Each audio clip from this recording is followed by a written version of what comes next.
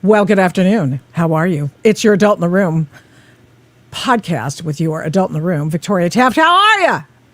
Tuesday live stream. Lots going on. Let's look at the docket for today. Look at that woman in those glasses. Golly, I think it might have been a hair color or two ago. Awesome, though. It's Hot Book Summer debut. Spy thriller novel Beyond Honor by K.B. Brodsky. And that's coming up right away. Drama over the Paramount and Warner Brothers merger. Why this has just captured the imaginations of so many people and why it's really not that big of a deal. And I'll talk about that with none other than Robert Bork Jr. coming up because, he's an expert on this stuff. Okay, Trump deports Harry and Meghan. Not really, but They invoke the name of Trump for why they want to leave the country. I think there's something far more important going on there, but we'll talk about that as well. Plus, in addition, huge news about the George Floyd murder case, that being for Derek Chauvin. Huge tectonic issues coming to fore on that issue, and so we are going to go over it right now. However, it is time for Hot Book Summer. I mean, I've got two wonderful photos for you. Hot Book Summer, love that one. I also like this one too. The guy's a little muscular, but that's okay. Most of course, our viewers and listeners on the Adult in the Room podcast are men. 76% of you guys are men. And it's just like it's been for me for years and years, decades in talk radio. It's always men. And it's so refreshing when I get a text or an email from a woman, but I got one better for you coming up. I'm not like a big feminist lady or something like that. I'm just saying it's just occasionally refreshing to have the company of another woman in this space. So there you go. So we're going to talk about that. But I got to tell you about K.B. Brodsky and this book that we're going to talk about because, heard wonderful things about it. It's already got a Kirkus starred review, so we'll go over all of that. But let's look at some of the books that we have highlighted in the past, some of the fun ones that I have really had a blast reading. The Last Lawman with Niels Gavelius. This guy's, if he's not, this gumshoe, modern day gumshoe, noir lawman from L.A. doesn't get Michael Connelly's attention or something like that. Maybe somebody who wants to make a TV show out of this book, then I think you're crazy if you don't do it. So anyway, awesome book. Did you remember this one? A Pen to Change the World, not my favorite title. Really an excellent book by a young man. And it's the life of J.K. Rowling. Lots of deep dive stuff in here. And it's not stuff you've probably heard before. The other thing is that this does not sell in certain parts of the world because she believes men are men and women are women. And and she's censored in the UK, for example. So I like to highlight that work. Desert Heist, Alex Decker. What an excellent book. First-time novelist. Unbelievable. And today's offering, Hot Book Summer. It's called Beyond Honor, J.B. Brodsky. Okay, so we're going to go over that, but I want to say a few things about this book because if I don't, I'll forget, and I don't want to do that. I think it deserves a real highlight here, and I want to make sure you know how, in high regard, people consider this book. They are amazing. So it comes out it's a spy thriller. I like spy thrillers. I was hooked. Vince Vaughn used to come on my radio show back in the old days, like occasionally, just say, hey, does Vince have something to say about this? And yeah, he did. And he was a smart ass and I loved him for that. And so he was lots of fun. Brad Thor's been on. So I kind of came up in that space when I started getting out of the nonfiction world in which I lived as a talk show host. And so I've enjoyed that because it does sort of border the line of reality and fantasy. So there you go. So as I said, this book has reached a Kirkus starred review already. This is, I don't know if you know this, but they're kind of a big deal. And and it's been blurbed by the likes of Jack Carr, for example. You don't always get that. Sure, they share the same editor. No, we can all agree on that, but come on, man. Jack Carr doesn't just damn people with faint praise. He actually brings it. Carries the DNA of the great old school espionage novels fused with the action of a modern thriller. It reminds me why I fell in love with the genre. And how fun is that? How many people on the front lines who are, downrange are going to pick up KB Brodsky's book? Probably a lot. Ben Coase, one of my favorite authors in this space, said of this novel, a high-risk, high-reward triumph. The Brodskys torched the espionage world in a Molotov cocktail. There you go. And then we have MP Woodward, and he writes in the Tom Clancy, Jack Ryan universe, and he says of this book, hits like a hammer. KB Brodsky threads ruthless Russian operatives, cutthroat politics, and relentless CIA officers into a story that never lets you breathe, charged with authentic detail and explosive action. This breakout debut keeps its foot on the gas. Hang on for the ride. Wow. I suppose we should meet KB Brodsky, shouldn't we? And they're actually two people. They're a married couple, Karen and Bill Brodsky. Thank you so much for coming on the Adult in the Room podcast. How are you guys? How's it going? Great. Thanks for having us. Yeah, this is super. And thanks for saying those nice things about the book. I've been able, let me tell you a little inside baseball. So I was supposed to get this copy of your book for like weeks ago, and so I haven't. I'm getting it tomorrow apparently. But that actually liberates me and allows you to expand a little bit more on your book. What story can you tell us about your debut novel, Beyond Honor? Well, first, thank you for putting the picture of me reading the book in the woods. Was that? Oh, yeah. I mean, obviously me in shadow, but that was hubba, baby.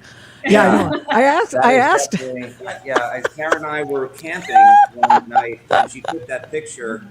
But it's so. Oh, girl, that's so funny. I mean, honestly, I imagine this prompted this image into reality, if you will. And we don't use it. We actually use this one for PJ Media purposes.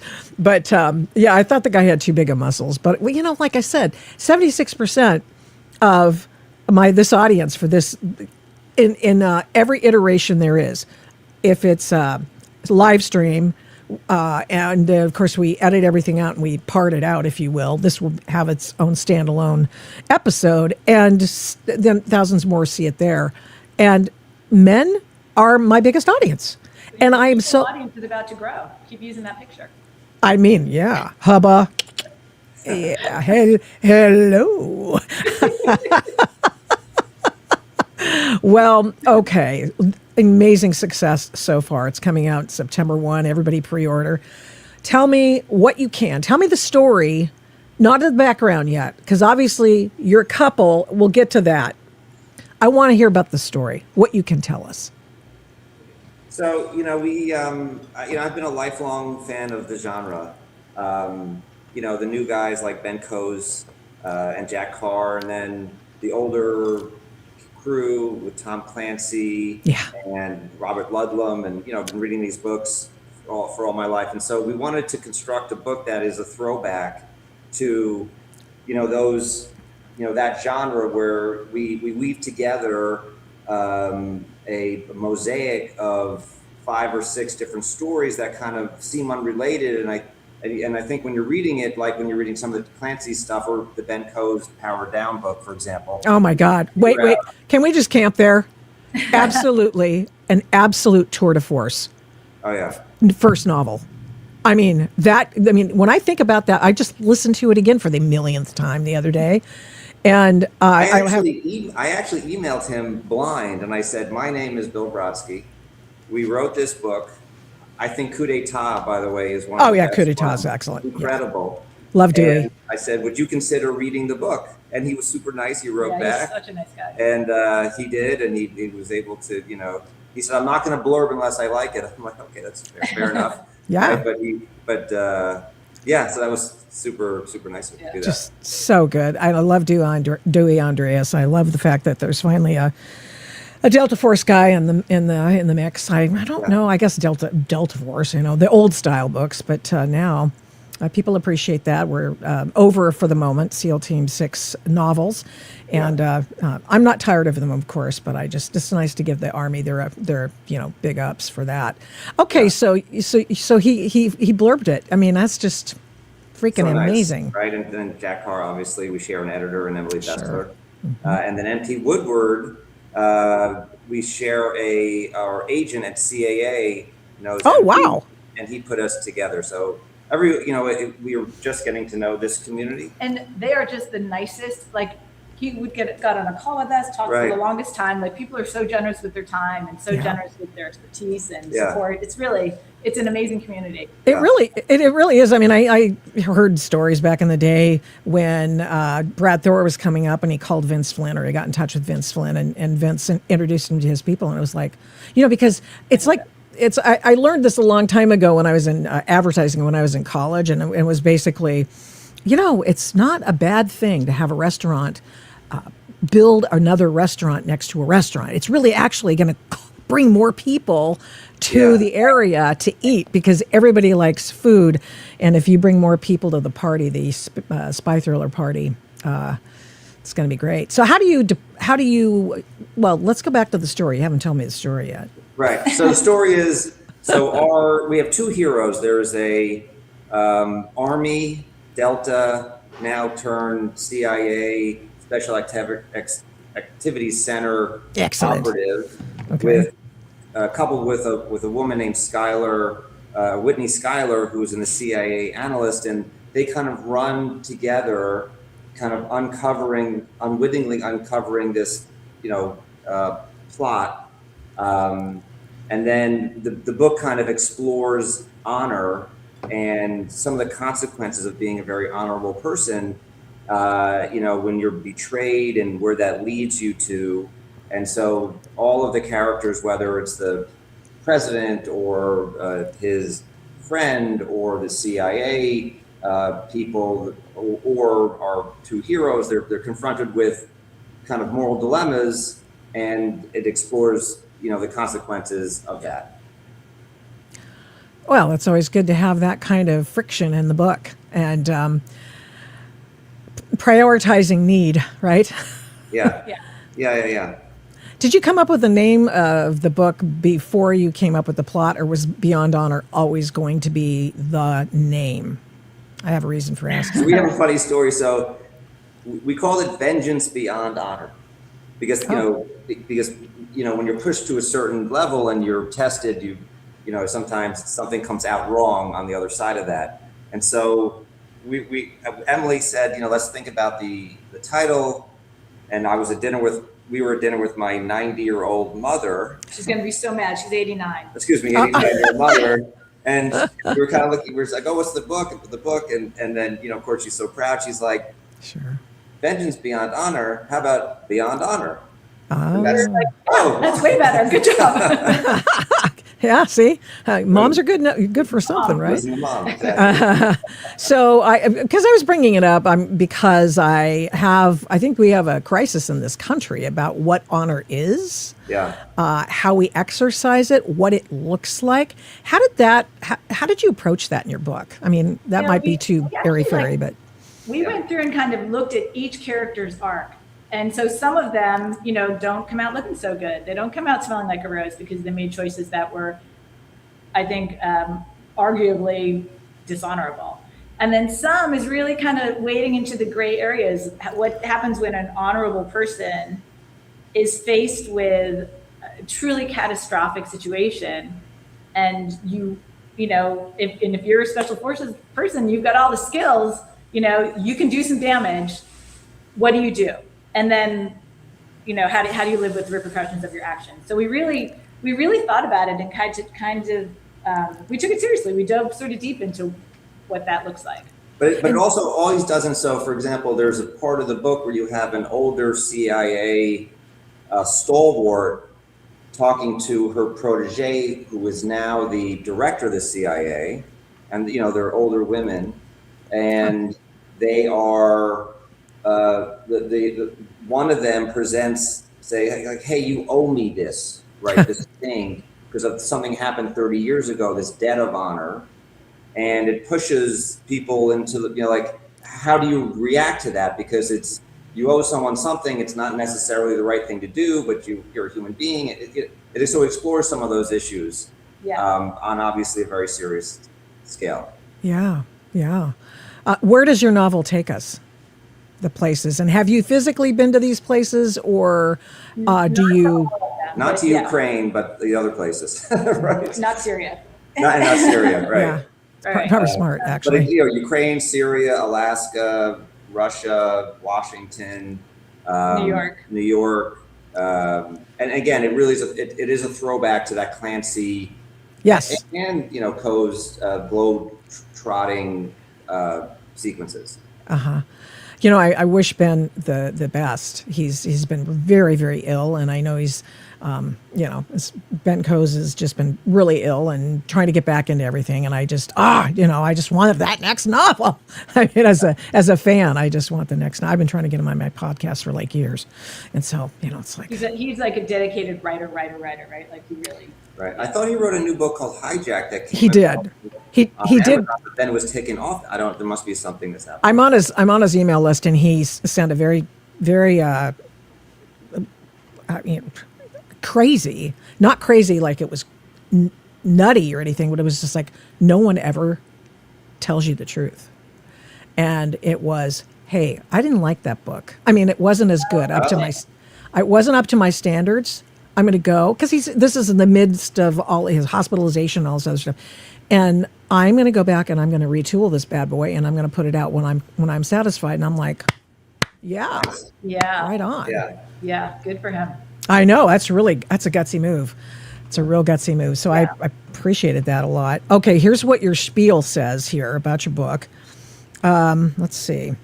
Paramilitary operative, you've already sort of given some of this information, but paramilitary operative confronting his grief on a path of retribution, a CIA analyst hunting a conspiracy that leads to the Oval Office, a Russian agent hiding in plain sight, Jason Matthews' Red Sparrow meets Jack Carr's The Terminal List, in Beyond Honor, a debut political thriller that plunges readers into a world of international espionage where loyalty and duty are tested. You're inspired. I know somebody wrote that, isn't it great? I think that's on the back of your book. So, how do you not be derivative? It's a great question. I think I was listening to Lee Child's talk the other day. Oh, was that all? I wasn't, and. He's written the Jack Reacher stuff, so he's an incredibly successful guy. Yes, and so he just said, if you're, this is after we've already written this book, but he's saying, like, hey, if you want to write a book and you think you're going to come up with something completely new, you're just not. Like these stories have been told. The stranger comes to a town, the band meets a woman. He said you really need to think about what do you have to say, and how what you have to say can be, constructed in a compelling story. Because the story itself, to your point, like we all have read the hero arrives, the hero is the hero, we've all read this story 100 times, 1,000 times, right? But I think that what I think each author, whether it's us or whoever you're reading, brings something personal or something something that we have to say. Like we're talking about honor and betrayal. In the second book, we're talking about the reckoning of what happened, like what's the fallout of some of these decisions. In the third book, we're talking about acceptance. How do you accept your lot in life? And so, I think that's not derivative, right? Because you're coming to a different perspective. And I think you have to really believe in your characters and let the characters lead. So certainly, some of the tropes of the genre are going to be there, but also I find those just delightful. So they're really fun to play with.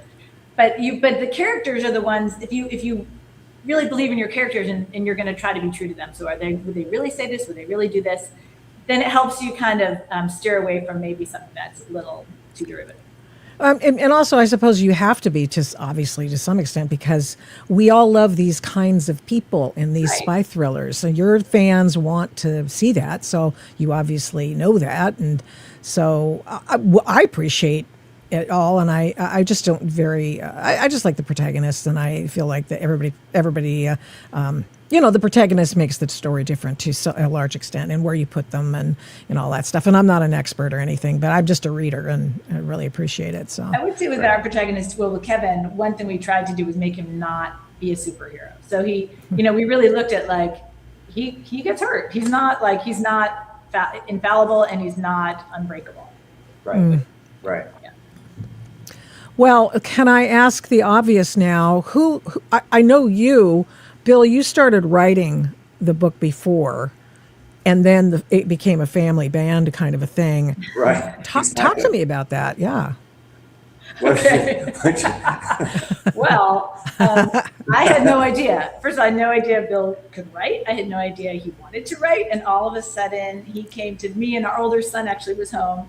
And he's like, hey, I got to tell you guys something, like kind of sheepishly, like I started a book. And he hands us like 70 pages of this book.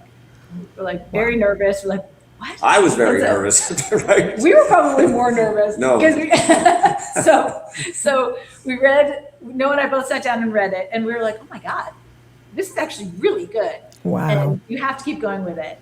And then Bill said, okay, I want you to, join me, and let's like work on this together. I've always, he's been trying to get me to write a book for 15 years, and I can't seem to get from the beginning to the end. This guy can just knock out the beginning to the end. So that was super fun. It was really it's been really fun working together. So then I came on board, and we sort of worked on structure. You make it sound kind of easy. Did you like these kinds of books before? Me? Yeah. Yeah, Karen. I love them. And one of my favorite stories actually is on our honeymoon, way back when, almost 30 years ago, we were in Costa Rica, and we had run out of books because, just hardcover books actual books back then. And we found a copy of The Bourne Identity, which you had already read. And then he's like, oh, this is a good one. I'm going to read this. And so he'd read a little bit, and then he'd rip off a piece and hand it to me, and then read a little bit and rip off another piece. And that's how we read the book. Oh, and wow. I was like, that feeling of you want to get hurry up. I want to get to the next chunk. Give me the next chunk. Yeah. That was sort of what, we wanted in this book. So loved that book. I loved the Mitch Rapp series. So many of these books I loved. I Am Pilgrim. But my caveat is there are sometimes he'll hand me a book and be like, oh, I think you would love this. And I would be left a little bit cold and a little bit wanting. Sometimes it's a little, they call it the guys with guns genre for a reason. And, right. and sometimes it'd be a little guys with guns too much for me, where I'm kind of like, I want something more. And so I was really, you write the book you want to read. So I was so excited to be part of this, because then I could weave in the things that I wanted to see in a book like this, that I think it's going to be a really fun book for a wide audience, actually. Well, I'm looking forward to it. And I wonder, I have, memories of reading Tom Clancy books, and the guy could not write dialogue for women. I mean, it was the worst. And I was like, said nobody ever, Tom Clancy. How do you guys divide that up? Is somebody better at it than the other? I think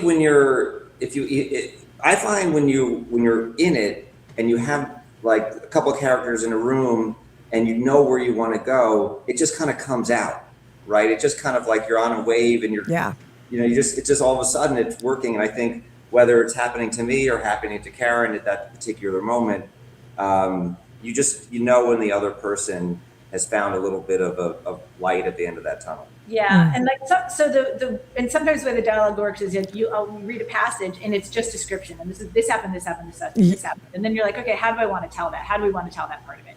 And so then we might just tell that whole story with that part of the story with dialogue, which is really a nice way to move things along. You get to know the characters better, but you move the action along more quickly too, and that we don't. So the tricky part is to make sure we're both using the same voice. So all of our characters, yes. We want Whitney to sound like Whitney. We always want Kevin to sound like Kevin. So I think we both feel like we know these characters so well now that it works. But there were moments where we'd be like, I don't think she'd say that, or yeah. Yeah. And so physically, how do you work together? I don't think I could do that with my husband. So more power to you. What's really helped us is Google Docs, because we have the whole document on Google Docs. Any changes anybody makes, we use the comment section. So you don't just go and make an edit. And then we will get together, all the time, and then like go through all the comments and make sure we approve them together. So that and there'll be times where I'll be like, I took this line out, and Bill will say, no, actually, I really like that line. I'm like, all right, that stays. And so, we'll work on it that way.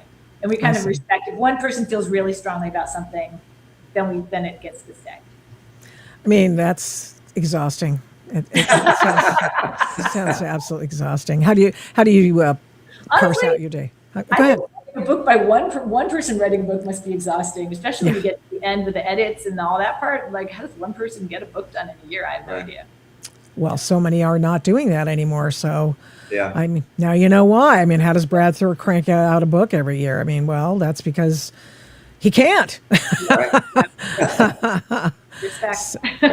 Yeah, exactly. So, okay. So how often do you meet then? Oh, all the time. Like, I mean, it could be every day, or it could be, it depends, like, sort of where we are in the process. At the very, very end, when we're doing like the little teeny details, that would probably be every day. Yeah. And when the edits come in from Emily Bessler, or who's ever doing that, whew, how's that? I'll bet that's no fun. She's been very supportive, and her edits are really, she's not, she doesn't say like, hey, this would be better if it was set on the moon. Or whatever. She's like, oh, this is interesting. It'd be better if this was a little more clear. Or, oh, this is. I like this, but could there something be a little stronger? So she's giving us kind of like hints to move one way or the other way, as opposed to, something dramatic. And I don't like the second half of the book. You need to rewrite that. We haven't had that experience. Yeah. Was if she didn't like it, for the most part, she wasn't going to sign us. So Right, exactly. And you finished this one a year and a half ago? Is that right? We finished this one a while. It was March of 2025 that Emily bought the book, and then she thought that as a debut novel, and she was very hopeful we would get these terrific reviews. Yeah, it's incredible situation that she thought, why don't we extend the pre-publication period so that it kind of seeds, that community, the kind of those insiders who write these things. And so she thought it's so hard as a debut novelist to kind of make, inroads into this, any debut novelist, into any part, any genre, right? And did you have any previous experience that you bring to bear on the book in terms of, professional career? What? No, actually, we're not in the I was never in the military or in a government agency. Yeah. No. That's so funny. There was a moment where I think our publicist was like, excited about the fact that maybe that was a possibility, and we're like, yeah, sorry, David, that's not true. We're just like us. Right. Yeah, right. Yeah, we can say no. Okay, you guys just because you love the genre. Yeah, we love the genre. We've done a lot of studying of the genre. We've read a lot of autobiographies and biographies, and listened to lots of podcasts. And I think this book is probably 30 years in the making, maybe 50 years in the making. So by reading these books, yeah. No, I'm sorry to interrupt. I know people are going to go, well, Victoria, you didn't let him finish sentence. And I'm so sorry. It's because I'm so excited, to talk to you. And, and now, of course, I've just totally forgotten what I was going to ask you, but, oh, well.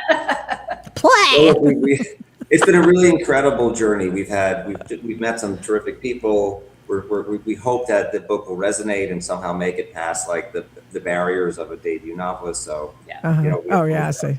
Yeah. So nothing professionally that you've done to bring to bear on this. So you're just big fans. You know what you like. You plotted a terrific novel from all reports. And who'd you go to for like the gear guys, the guns guys, and stuff like that? I mean, that's a big one. You can't get that wrong. You can't get that wrong. And so we have friends in that community. who helped us refine the gear, the specific fighting scenes. We gave the book to. There's a whole bunch of Russian in the book. We gave it to a Russian language expert, to tweak the Russian language.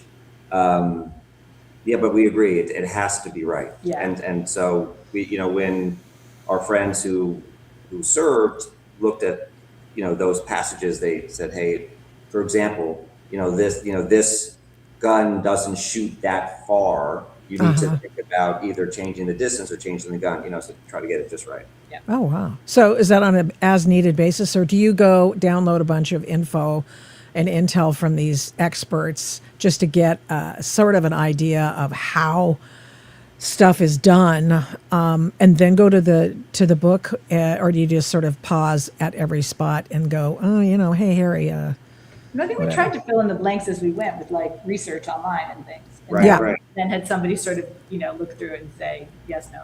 Karen has a good analogy. It's kind of like you have this wood block, it's very rough, and then you sand it and you continue to sand it and continue to sand it. So, as you're kind of honing in on that gun, that language, it gets more and more refined as you get closer to the end of the process. Yeah. What was your favorite piece of gear that you didn't know was your favorite piece of gear before this novel started? When we spent a little time in Alaska and hiking. I've been there maybe 6 times or so. And, is that why it bears your logo? Right. So we've Like my shirt, this is the T-shirt from the hunting lodge. It's pretend, but yeah. I do love and so we've been on a number of these small bush planes and landing at lakes or landing in the rough.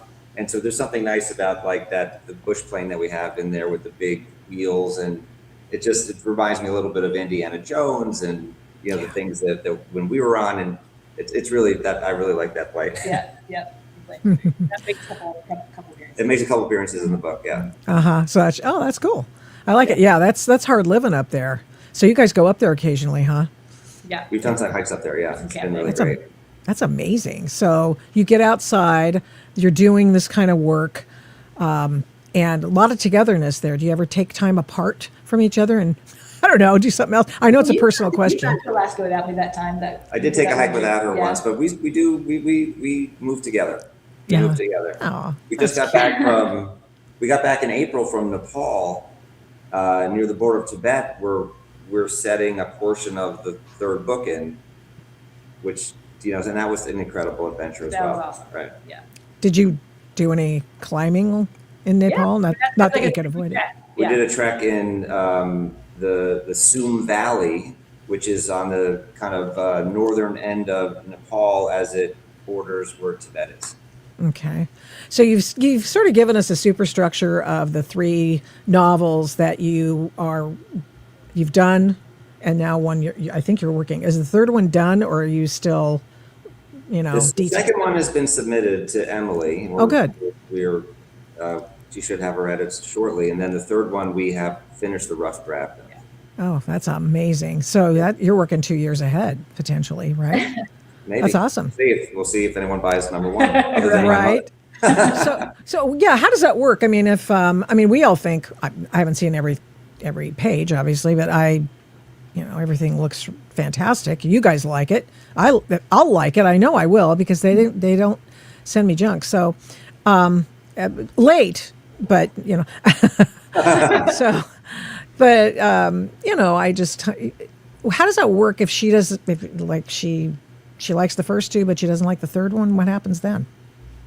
Oh my God, we don't know. She's gonna like it. We have a 2-book deal with Simon & Schuster, and so the second book has been submitted, and so we're hoping that she likes it as much as the first. I think I'm really excited about the second book. The third book, of course we will bring it to Emily. We hope that she likes it as much as the first 2.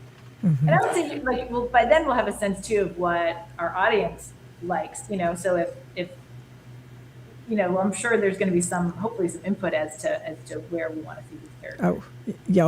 I'm on your mailing list. I'm sure others are as well, and probably will email you lots of lots of information. that Positive they want you to- reinforcement. Yeah, that's exactly right. Don't anybody, if don't say anything nasty, because ain't nobody need that. They already know what they know. So, Right. okay, all right. Well, great. Beyond Honor. How do you feel about it coming out in the plethora of other spy thrillers in that space? Because I know Dawn's latest book is coming out, and we're gonna double tap. Mitch Rapp. I'm gonna have Dawn on in a couple weeks. That'll be Who, by fun. the way, has been so Dawn. nice to Yeah. us. He's so spent some nice. time with us on the phone. He was giving us some advice as a professional. We're honored to share space with. Yeah. Yeah. Yeah, and we Oh. wish, I can't wait to read Double Tap, and he's just such a nice guy.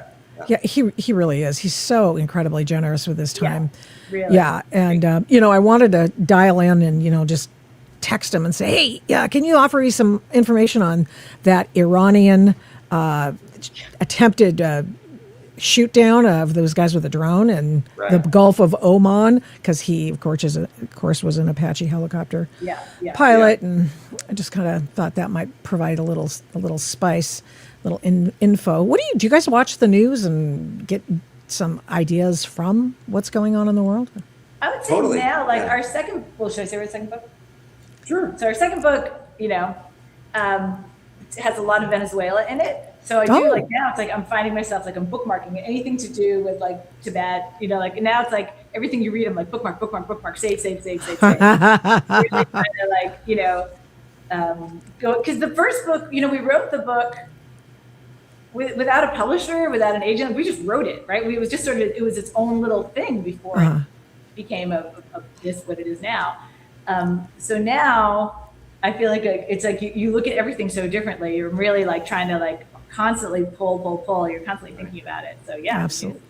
I mean, I do think one of the things that the reader wants is that when they're reading the book, something doesn't happen where the reader would say like, that would never happen. Like it would take them out of their, out of the moment. And so I believe that everything in the book is something that the reader will recognize as being true. Obviously, you're setting it in our world, set in this setting, but the things that the people do, whether you're in the government or whether you're in the military or these decisions on a relationship perspective, I think it's very recognizable.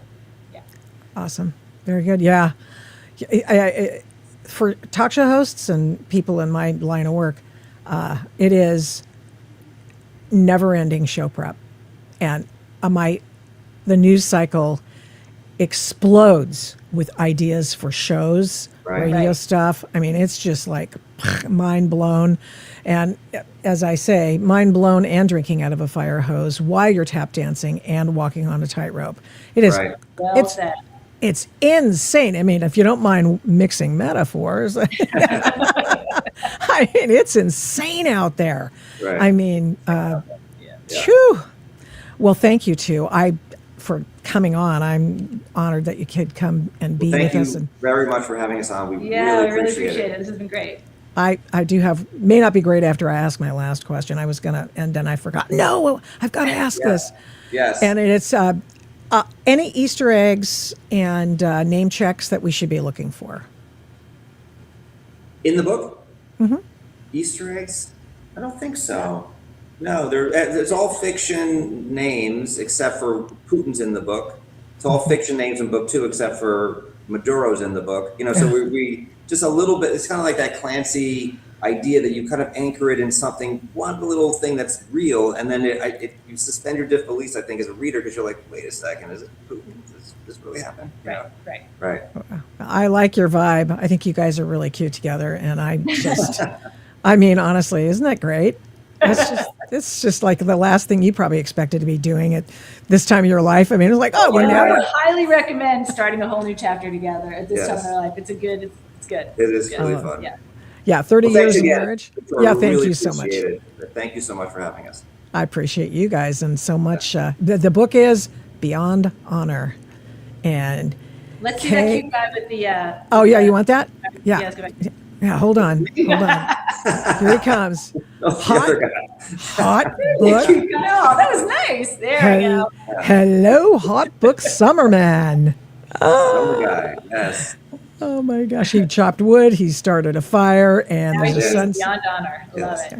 Yeah, it's so cool. Thanks so much. I appreciate your time today. Take care. Okay. Bye. See- Thanks. See you down the road. Bye. Yeah, that's amazing. What a great story. Yeah, like I say, I don't play I'm not even playing the feminist card. It's just like nice to have another chick in this, in this sort of space, right? Where sometimes a man, I gotta laugh. A man told me one time in the comments of one of my stories at PJ Media, he goes, you write like a man. And I go, thank you. I think so too. I know that's, the feminist chick card pulled from me, but I just was honored by that because I just see the things the way I see them. And that's what I do. And that's what I say. And apparently some people like it because, 76% of this audience is male. That's what happens. And you got to go with your strength, right? Your strength of your audience. So amazing. So one more time, the book this week on Hot Book Summer, Beyond Honor, K.B. Brodsky. Do it. Now, yesterday, I don't usually do a lot of pre-recorded stuff, but I did because I told you on Tuesday I completely biffed my timeline with Robert Bork Jr., which is like, oh, yes, and next week I'll be stiffing someone else who lives at the White House or something. And so we were talking about the craziest things. And by that, I mean really arcane, technical stuff, but it's pretty sexy when you can put all of this discussion around the Paramount Warner Brothers merger, the planned merger. Of course, 12 states are fighting that merger for a variety of reasons, which they claim it will redound in, less choice for consumers. And my guest, whom you'll meet in just a second, Robert Bork Jr., said, no, I don't think that's the way this is going to work. Let's listen in to this conversation. It's pretty interesting. I'll take myself off in just a second. And Robert H. Bork Jr., president of the AEP, that's the Antitrust Education Project, is the eldest son of the late Judge Robert H. Bork. He's that guy, a giant. And so the AEP is a response by legal scholars, thinkers, and practitioners to the recent deterioration in American antitrust theory and application. You say, well, how does that apply to me? Well, hang on a second, because it will apply to you, and we're going to talk about it. So in 1978, Robert Bork Jr.'s dad, from whom we get the term borked, look that up. In 1978, Robert Bork Sr., prolific writer who should have been on the U.S. Supreme Court, wrote the book, The Antitrust Paradox. And it was quote, a book that dramatically changed the way the courts view government's role in private affairs. This classic shows how antitrust lawsuits adversely affect the consumer by encouraging a costly form of protection for inefficient and uncompetitive small businesses. I bet you never thought about that either. And now, of course, Bork's namesake, a learned and accomplished thinker in his own right, Robert Bork Jr., has added his own thoughts about the issue and about the seeming protectionist policies begun by the Biden administration and continued by the Trump administration. And let's take a look at those books just to make sure that we get a look at them. Robert Bork Sr.'s The Antitrust Paradox, A Policy at War with Itself. Yeah, I can see that. And Bork Jr.'s The New Paradox, Antitrust and the Threat of Conservative Socialism. Welcome, Robert H. Bork Jr., to the Adult in the Room podcast. How are you, sir? I'm very honored to be here. Thank you for having me. So you're the one who's honored. That's amazing. Thank you. No, I appreciate it. We try to be serious and try to leave people learning and knowing more than when they left. I think that's just I hope so. I mean, I hope maybe that's my mission statement. Just learn a little bit more without trying to be boring. This, however, has all the hallmarks of possibly being boring, but it's not, because we're going to start with the sexiest issue that you've written about recently. And it is this issue about the Paramount and Warner Brothers proposed merger. Let's look at it. In your piece, is this Substack? I think it is. Yeah, this is my paradoxically speaking Substack. Yeah, so California and Paramount have both lost the plot. I think that California lost the plot from the very beginning, since it gangs up with the other states in the cartel that they've begun with Oregon, Washington, Colorado, Virginia, I'm sorry to report to you, and other states that just say, oh, California's doing it? Yeah, me too. We're doing it. And so, good God. But one of the things that you write about that is that Rob Bonta, he is the Attorney General of the state of California, and he's married to, of course, the head of the state assembly, I believe. If not, is she the state assembly head or the state that's Senate? a level of detail beyond my comprehension. His wife's in charge of the bunch of folks, the majority, the supermajority of the California legislature. So just so you know, and Bonta's case is not frivolous. Our guest writes, Paramount and Warner Brothers are direct horizontal competitors. States that allege that the combined company would distribute approximately 27% wide release theatrical films, of 30% of anticipated blockbusters, and roughly 27% of basic cable programming. We can sort of dig that out in just a second.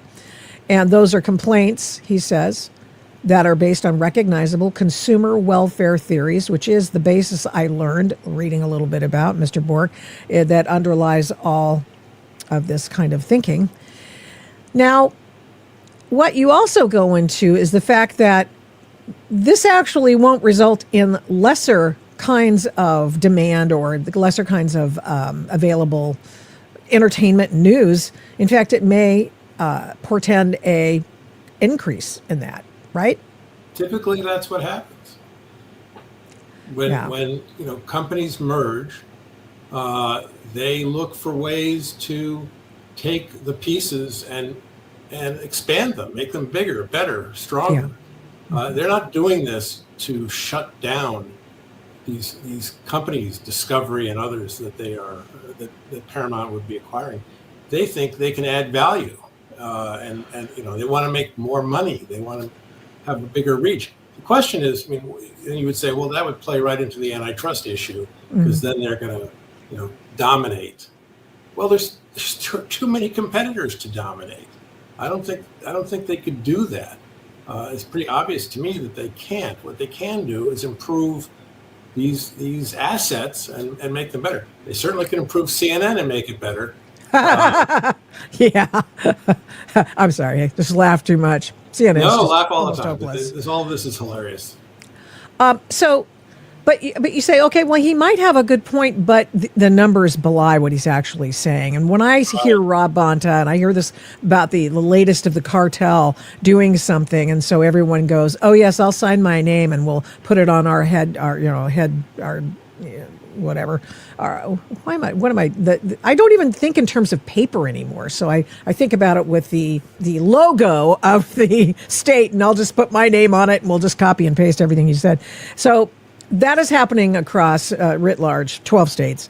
So what your contention is that this is not going to reduce. And indeed,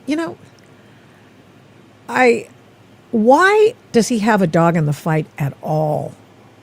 Why does California, Bonta, California, have a dog in the fight at all?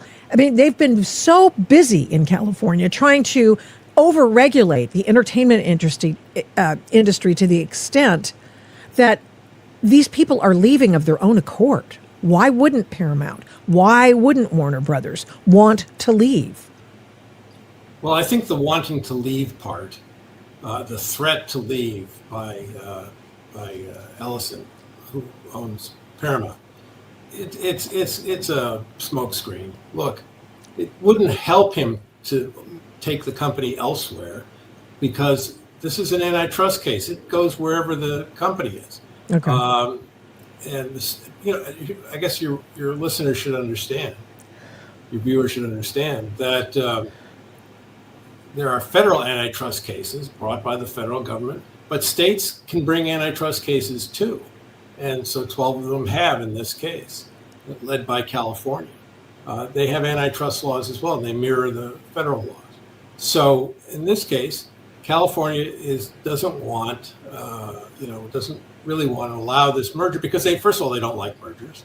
They're worried, I think, about what's going to happen to these properties if Ellison takes them. But all of this is basically reduced to politics. It's a contest between two forms of political pressure, as I say in the article. Bonta invokes antitrust law to defend California workers and Hollywood institutions, and Ellison threatens to move everybody out of California. But this is all so much smoke and mirrors. Basically, both sides should get back to a step back to what the antitrust law says about the situation, and both of them have reasonable claims. If Bonta would focus on the consumer welfare standard, does this merger benefit consumers? He can argue plausibly that it doesn't. That's one thing. And then Ellison and Paramount can say, well, no, actually it does, because we will make these companies stronger. We will offer more competition to the other forms of competition that are out there. You've seen Amazon and all these other companies are in the business that Paramount and Warner Brothers are. So this will generate more competition in this industry. But if they would focus on that instead of all the, poop throwing back and forth at each other, they might actually get to the bottom of it. The rhesus monkeys. One of the things that's bad about this is these delays on this merger caused by the states that are suing, led by California, are costing Paramount $1 billion. Is it a week, a month, a day? I can't remember the exact amount. And now Paramount is suing these states, saying, "Hey, you're costing us all this money because we can't close the deal, and we have to pay Warner Brothers Discovery $1 billion plus every." Whatever it is, the period is. Is this the bond? Until we do close it. So, is this the bond that they're asking the district court judge? Yes, absolutely. Required plaintiffs in the WGA to post a $1.88 billion bind by September 30 or dissolve the order preventing the companies from closing the deal. Right. So there's a fine if basically if they don't get this deal done, which Paramount has to pay Warner Brothers Discovery. And Paramount is saying, you caused this, California, so it's on you. Yeah. I don't think that works, actually. But do you believe? Okay, I don't know how much you've paid attention. You're in Virginia, where you are surrounded by some college students, but other normal people, and so I would like to just some normal people there. You're one of them, but the idea that these 12 states have anything other than to stick it to Trump is, I'm for the most part, I think that's the overarching reason that they're doing it, because Larry Ellison, whose son is running Paramount, is a friend of Trump now. So yes. How did that happen? I don't know. That's it, and that's really it. That's really the underlying problem here. And why don't they just admit it? The first way in which somebody seeks help and gets help is to admit they have a problem, so. Yeah. How do you think it'll end up in just being sacked, nothing? Or do you think it'll go through? I think they will find a way to settle it. But if they don't settle it and it goes on forever, at some point the merger may just not happen, or Paramount decides it wants to go to trial and see what happens. They may win, they may lose. If they lose, they could appeal. And ultimately, the Supreme Court of the United States, if it got involved, would rule in their favor, because the Supreme Court is basically a believer in the consumer welfare standard, which this is what this is all about. Yeah. Paramount has offered to get rid of, unload CNN or unload some other assets, and I think sooner or later they'll just decide not. I've been involved in so many cases like this,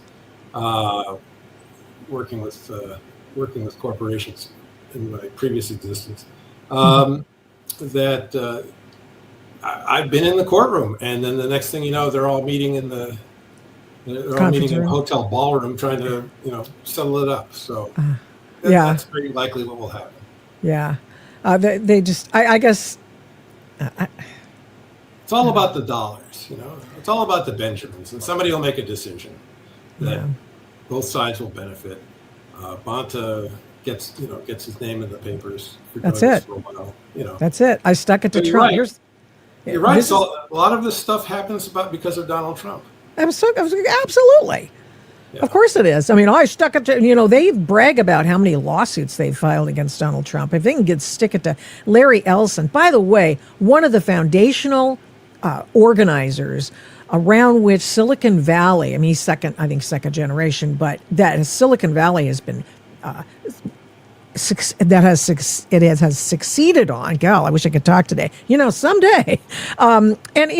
Oracle. I mean, the dude is amazing, and he was God before that. But oh boy, he gets together with Donald Trump, and all of a sudden he's funding Trump accounts. And oh my gosh, we've got to stop this guy. So same with Elon Musk. He was a darling of the left, and then he rescued Twitter, and now he's hated. Stop the censorship.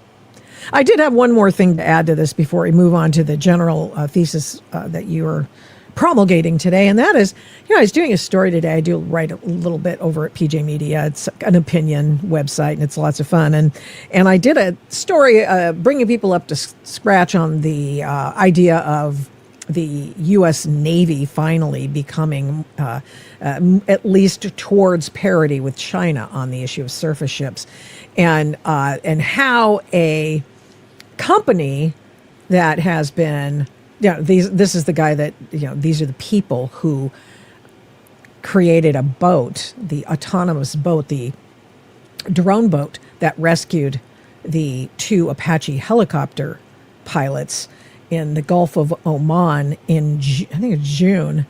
And so now, of course, everything is just moving. I did a timeline, and you can see that the movement toward going to more autonomous vehicles, especially surface ships, which heretofore didn't exist for the United States, as going at quick speed. I mean, double Trump time, if you will. And so the Navy wasn't going to fix that. And the shipyards that are pre-existing, they weren't going to fix that because the Navy's got to pull the trigger on that.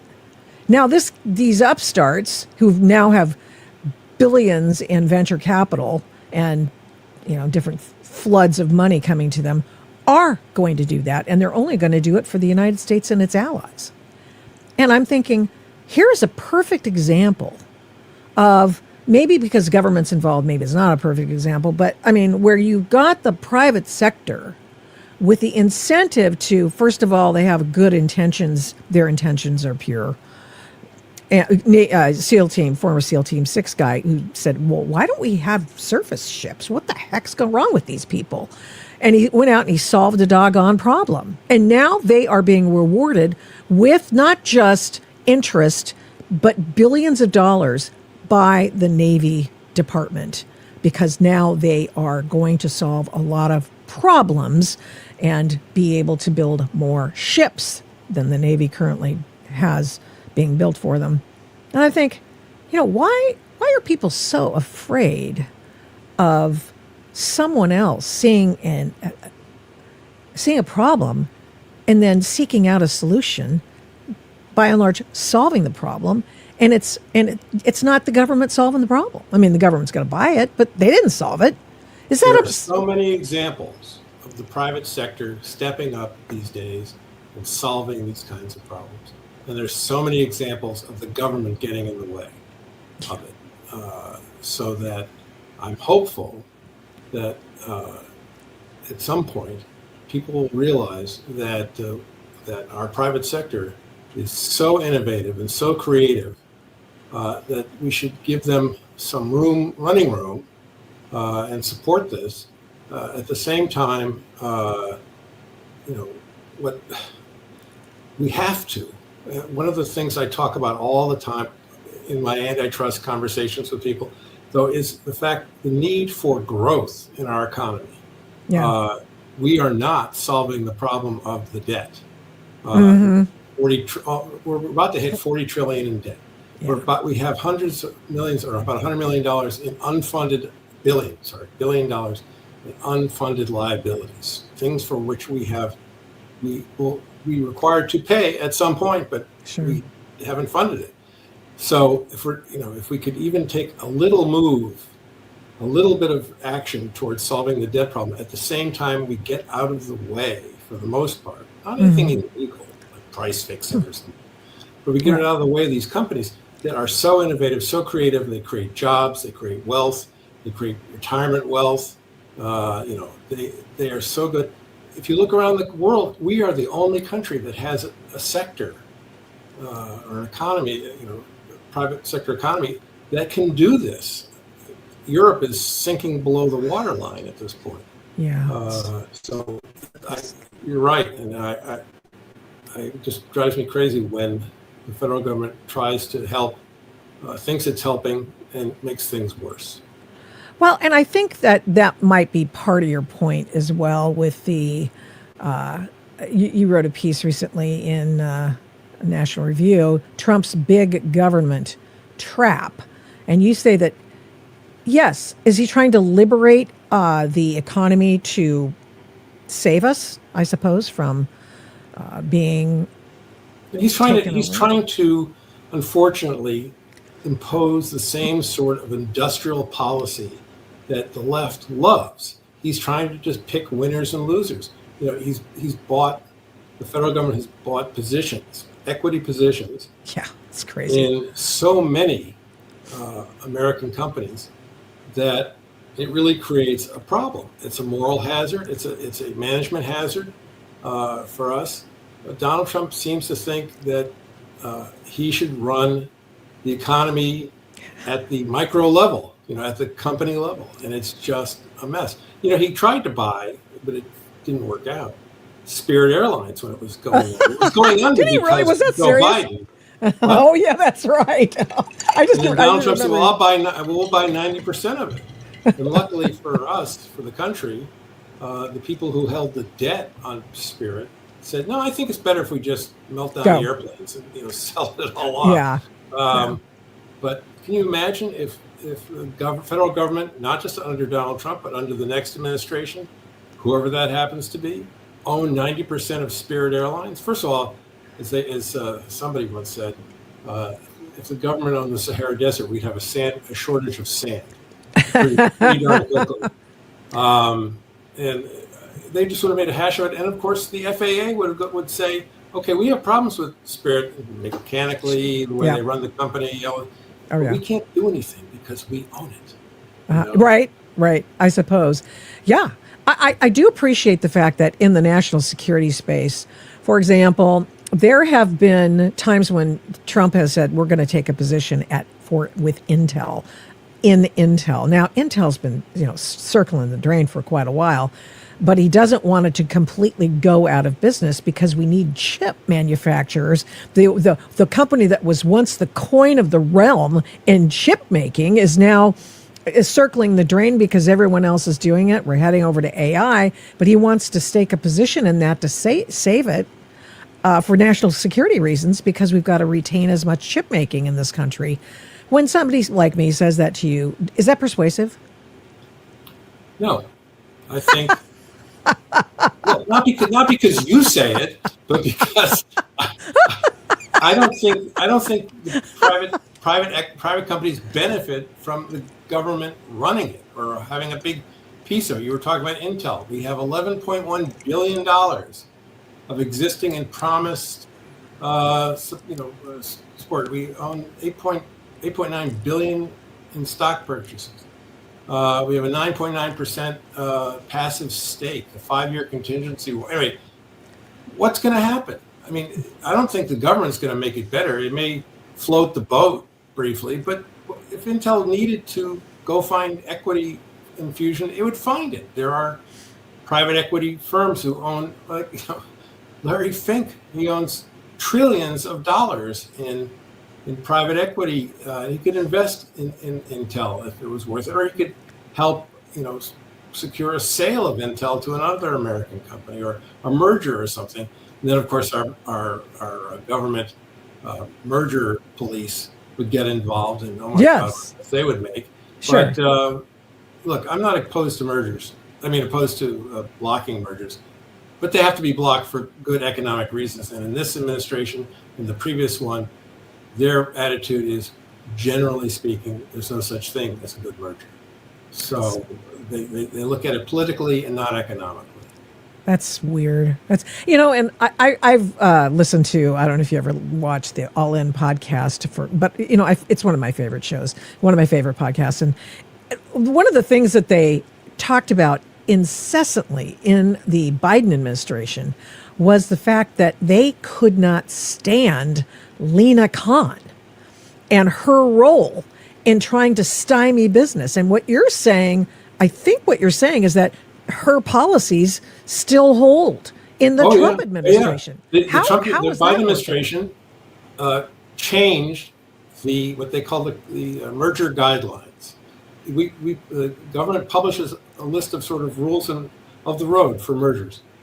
They changed it entirely. They took out any reference to the consumer welfare standard, which is basically has been the enforcement operating standard for mergers and acquisitions since 1979. It was put forward. It was an idea put forward by my father. The Supreme Court, in a case, said that's it. That's how we're going to do it. And it's been that way ever since. But of course, liberals hate it because it's not based on politics. It's based on neutral economic principles. What's good for the consumer. Mm-hmm. And so Lena Khan hated that. She and the Biden administration rewrote the rules, took the word consumer actually out of the document, which had been the operating standard for 50 years. And now the Trump people come in and they don't throw that document out. They just keep it. They just say, well, we're just going to keep that. I assume you're a man of you're a big shot. Have you talked to him? Oh yeah, well they don't. I'm not a big shot. A, I'm not a big shot, and B, when I have talked to Andrew Ferguson, the chair of the FTC, he doesn't have anything to say. He said, "Well, it would take too much time and be too difficult for us to rewrite that." Oh, well then why do we have it if it's not? Why don't you just erase it then? Yeah, just say no. We're just going to delete it. We'll get around to doing a new one. But how many pages is it? It can't be very far. Not that long. But in any event, that's where we are. Antitrust is actually run by out of the Oval Office, pretty much. I think Donald Trump decides who wins and who loses. Mm-hmm. If they're friends of his. I think he says that the U.S. wins. I think that's what he's talking about. Well, right. America First antitrust is basically, a moderate to left-wing social policy now. So, we could go on for hours about this, but we can't. So, what are your hopes? The short version is, our antitrust policy is not promoting growth. It's not promoting success. In fact, it punishes success, almost like Europe does. They don't make anything worth a damn over there. Excuse me, but they sure as hell know how to tax American companies for innovating and then selling their innovations into Europe. So that's what we're looking more like Europe every day. Oh, that's bad. That's bad. Okay. Get rid of the Lena Khan hangover and being a more neutral overseer of some of these issues. Yes, and by the way, Lena Khan has been given her own department at Columbia University to teach people her views on antitrust. No, God, what are they doing? Yes. So no. It's all of her left-wing buddies are now in that school. Tim Wu, he was there. Oh yeah, I saw others. his name. They're all over sitting there writing courses. I'm about to write. I made a parody. I wrote a parody piece about their course catalog some time ago. But now I have the real course catalog, and I'm going to write about that. You're going to update it. Thank you so much for your time, Robert Bork Jr. I appreciate it. And I really appreciated your father. I didn't fully appreciate what he was going through at the time, although I saw it as a reporter. And I thought, well, I'm sure he's as crazy as they say he is, Ted Kennedy wouldn't lie, and neither would Joe Biden. Oh, and then came 1991 and Clarence Thomas, and I went, oh, I get it. Got it. Yep. Bastards. Your dad Where was... were you a reporter? At San Diego. Ah. Yeah. In radio years ago. Some TV, but mostly radio. So, yeah. Yeah, so I understood then. I was a slow learner. And as a reporter, of course, I was an ardent leftist. Naturally, that was supposed to be what happened. That's why I quit. I was a reporter for a dozen years, and I said, I can't do this anymore. It's so dishonest. Yes. A friend of mine said a long time ago, I never forgotten it. He says, the job of a reporter is not to report what's right and wrong, because sometimes that can be, a judgment call. The job of a reporter is to be fair. And I thought, that's not a bad starting point for many people. That's not as much fun. Right? I know. I get it. Well, carry on. Continue to do the good work that you are doing. And thank you so much for your time today. Appreciate it. Sure. Glad to be here. Glad to have you here, too. Yeah, that's me. I just cut myself off. That was brilliant. But no, that was pretty cool. And I accidentally just completely messed up his time with us on Tuesday, but now we got it. So you have it on Thursday, and there's plenty more going on. I know some of you guys are still here, so that's awesome. The Brodskys were amazing. We have, of course, Hot Book Summer going, and once again, the Beyond Honor is the name of their book. We're not going yet because we have on the docket the story I wrote about yesterday for PJ Media, and let's see if that's there. I wrote about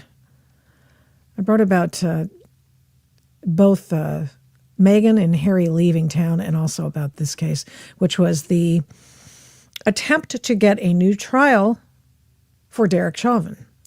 And he is the former police officer who now is doing time, 21 years in both federal and state prison for his role in the death of George Floyd, which of course started riots, and Lisa Fithian types came in and started the riots, and all sorts of people, the leftists, just with abandon. And now, of course, still in Minnesota, the leftists are there trying to keep ICE out. You've seen them in Chicago, seen them in Portland. They're all a lot of the same people, and they just travel around because people are paying them. Not everyone's getting paid, but a lot of people get their gas paid for, and somebody swoops in and says, oh, here, let me supply you with all the money you're asking for in your Give, Send, Go, or whatever the leftist version of that is. And I don't mean the old one. I mean they have their own kind of funding mechanism, and people like Arabella and whatever its new name is, which I forget. I just did a story about that the other day. I don't know why I forgot, but nevertheless, they come in there and pay all the bills. And that's how that's done, folks. That's how that's done. They call it, in some circles, mutual aid. Okay, so Derek Chauvin's asking for a new trial, and his attorney is doing interviews, and he did an interview with Liz Collin. Liz Collin is with Alpha News. She created Alpha News. She has produced the documentary called The Fall of Minneapolis, and I invite you to watch that. It's available everywhere. Indeed, I think it's on YouTube. She's been on this program several times, and let's have him stake out territory about why he believes, this attorney, that Derek Chauvin, his complete case, should be thrown out. Let's listen. Conveyance of authority from the Hennepin County attorney at the direction of Governor Walz only applies in cases where an indictment by a grand jury is required. Mr. Chauvin was a public officer. He was a licensed peace officer in Minnesota, and he was performing his duties as a police officer at all times relevant. So without that indictment, Governor Walz lacks the authority to assign this case to the Attorney General's office.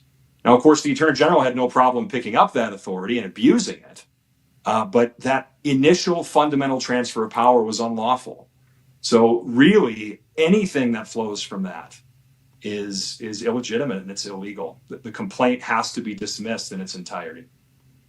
Well, that's what he says. It was a 14th Amendment case as well. He talks about why he did not bring this forward before, and it was because he did not realize that he's like the third attorney on Chauvin's case, that maybe he's the second.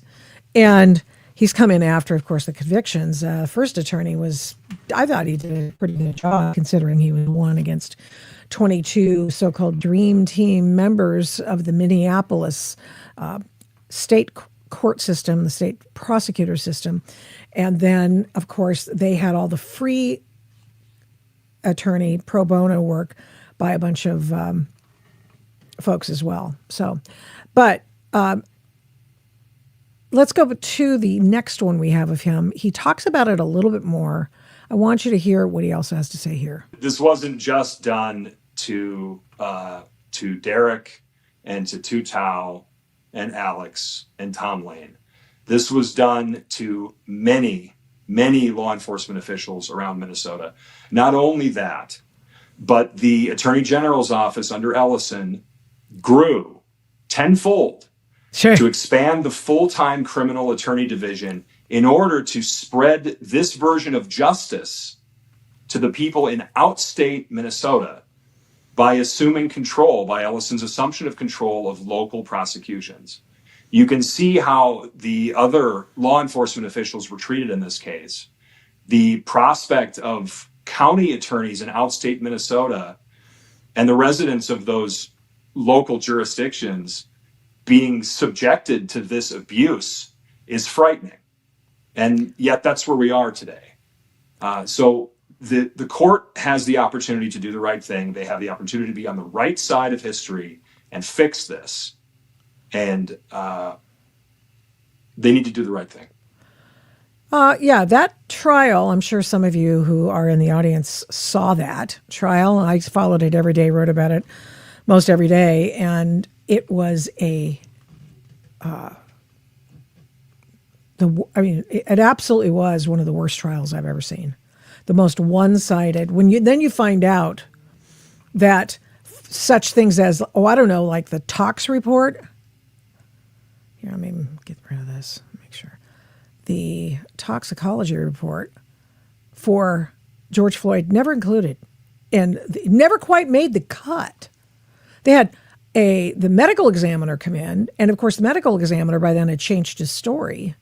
He said if George Floyd had come in dead as a body and asked me to do the the autopsy, I would have considered that he was a guy who had expired due to a drug overdose. Because you remember now, George Floyd died. He died in their police custody, but he was going to die anyway because he had already taken an overdose of fentanyl. So I'm going to find you that because I want to make sure I get. Let me see here. Make sure that we get the right thing to share. Oh, I think I accidentally. Okay, never mind. So he had. It was ridiculous. Seriously, ridiculous. What did not make it into the trial, and Liz Collin knows that trial back and forth. Here's the tox report. Now, remember, the tox report displayed after, of course, all the riots and stuff. They weren't done rioting, but the riots had already started. The burning of downtown Minneapolis had begun. The pillaging, the looting, the near deaths of officers at is it the 3rd precinct there? I think it was the fiery but mostly peaceful protests that occurred in Minneapolis. Occurred because a guy who was high on drugs and trying to hide his drugs and took a lethal dose of them while he was in the car And when the cop got there, that would be Chauvin, cop got there, he said, I can't breathe. And of course he said, I can't choke, I can't breathe. And part of the problem for George Floyd was that he was going like this so that he could not get caught with drugs on him. Obviously, that was what was going on. His drug dealer was in the car. His ex-girlfriend was in the car. And the drug dealer, who would have been an exonerating witness for the police officer, Derek Chauvin, he was told he didn't have to testify by the state. So here's the tox report. Fentanyl in a system, norfentanyl. So 2 types of fentanyl. I assume that's what that means. ANPP, I looked that up one time, can't remember what it is. Methamphetamine, hydroxydelta THC. So it's on dope. Oh, and he had cotinine. Can somebody put that in comments? What is cotinine? I just have not recently looked this up again. I have this. It's in my store in my library here on my computer, but I haven't looked that up. And of course, he had been drinking coffee because he was trying to get clean. And of course, it was just St. George of methanol and St. George of fentanyl and St. George of methamphetamine. And of course, he was living in a shelter and trying to get clean. And more power to him, but it didn't last because he was passing bad 20s in a store. The guy calls the cops and goes, hey, stop passing forged dollars in my store. I'm calling the cops. Cops come, shockingly. And, of course, it's now more shocking than it was then. It was more shocking. Yeah, it was more shocking then than it is now. Now we just assume cops aren't going to come. 911 is a joke. No, hey, get up, get down, 911, a joke in your town. And now it's all over the place. So anyway, anyhoozle, that is some of the backstory. Here's my story. My story, because I did a lot of reporting on this. I think that this is worth going to. Bombshell illegal trial of George Floyd murderer Derek Chauvin was complete and utter garbage, which of course I've always contended. I've never said it that way before. But, George Floyd, what happened here was, according to Liz Collin and the paperwork that I'm hoping to finally see about this filing, is that the state attorney, that would be the state attorney general, that's Keith Ellison, former congressman. He's the guy who said, hey, with enough money, you can get away with anything in the state of Minnesota. He subsequently said that about fraud in Minnesota with all the, Nick Shirley uncovered leering centers and stuff like that. So this is a big problem. Corruption is huge. And Tim Walz, still the governor. All of these people, Ellison, Tim Walz, Jacob Fry, the Minneapolis mayor, all rewarded with re-election after this complete meltdown in Minneapolis and elsewhere in Minnesota. I mean, the voters of Minneapolis and Minnesota rewarded that corruption, which was evident from the gate. But now what the attorney says is, okay, so he says the charges against him were illegal. And now the now imprisoned cop, his lawyer, calling for the verdict to be thrown out because civil rights violations were so severe that the trial became a 1-year-long due process violation. Remember, people always like to give and accord due process to people who don't actually deserve some due process, like people who are not necessarily citizens of this country, and they were more than happy to deprive it of Derek Chauvin. Okay, so, but the attorney and the attorney he had initially didn't realize that what had happened here was an illegal referral of this case to the state attorney general without a grand jury. Now, there's some dispute about this. One of the commenter in this story says you can only take a grand jury a first-degree murder charge. But here's the rub. He Derek Chauvin was charged with second-degree murder. But here's the other thing. And I think this is where it relies on, this is the impetus for the due process violation. It's this. Local prosecutors, one of whom resigned because the fix was in against the cop, came up with the likely charges that might be alleged against Derek Chauvin. And none of them was anything having to do with murder. So what the Hennepin County prosecutor did was, with the assent from, all the, oh, of course he's guilty. There's a dead man here. Of course, he was on drugs, got to die anyway, but okay, Of course, we never know what the future holds. Maybe they would have pumped his stomach. Who knows? But you know why they couldn't get the ambulance there in a time? Because the mob gathered. And they had to scoop George Floyd's body up in a cop car so the cop car could get through the crowd to get to the ambulance. So who's more liable for George Floyd's murder, death, what have you? Is it the guy who held him down with not a knee on his neck, on his shoulder? Yeah. And it became a cause celeb. The die was cast. There was no going back. So what the defense attorney says is that they could not bring those lesser charges because the mob would not have been okay with that. Get my drift? They literally said this. This is what was done. So what they did was the local prosecutor laterals it over to the state attorney general with the assent and corrupt Governor Tim Walz. They sent it over to Keith Ellison, Mr. Antifa.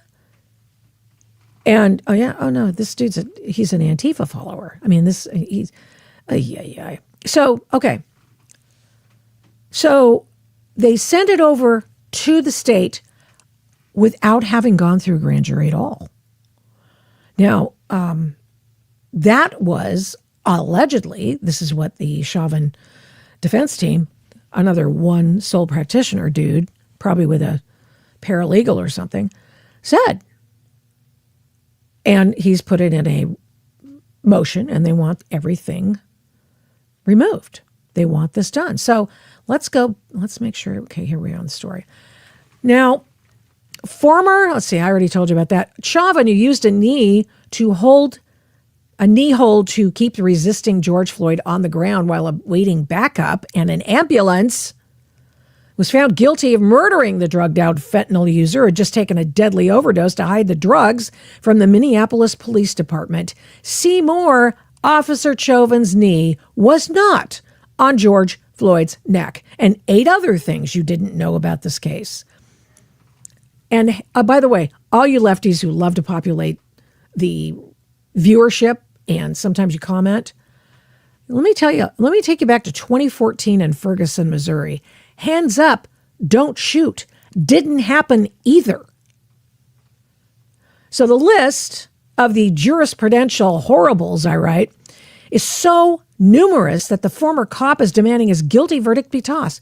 Liz Collin of Minneapolis's Alpha News reported that a new bombshell court filing alleges illegal and fraudulent conduct by Governor Tim Walz, Attorney General Keith Ellison, and Hennepin County Attorney's Office. Would that surprise you after seeing what these people have done? No, it shouldn't. It should not surprise you that more fraud has occurred on their watch. Hennepin County District Court Peter Cahill presided over a year-long due process violation by failing to convene a grand jury to consider the state's evidence at any point between the moment he was assigned to the case and the verdict. He lacked jurisdiction over the charges as this court does, because they were never lawfully brought. Now, if that sticks, he's already tried it. This is the third time he's tried to get post-conviction relief. But this actually may have legs, because homie don't play with prosecutorial misconduct, and of course there's plenty of that in this case, but the fact that there are due process violations that were not acknowledged. And by the way, due process is part of the reason he's in federal court. He was in federal court and they brought civil rights charges against him. Lisa Monacos of the world brought civil rights charges against Chauvin, to which he said, hell yeah, I'm going with that, because I can't be in state prison because I'm going to die. And sure enough, 22 stab wounds later by a Mexican mafia mobster in prison, by the way, hanging out in the law library at the prison. Chauvin goes, I'm out of here. If I'll take the Fed deal and I'll cop to that, and I'm going to get in federal prison because there aren't as many thugs in federal prison. You know, hang around. You might learn something. So Joseph contends, that's the attorney, that a grand jury was never convened. I keep harping on that. To review evidence behind the charges, because he rightly concluded the Hennepin County's unlawful charges against Chauvin were not severe enough for the mob. So Governor Walz instead referred the case to Keith Ellison, who signed an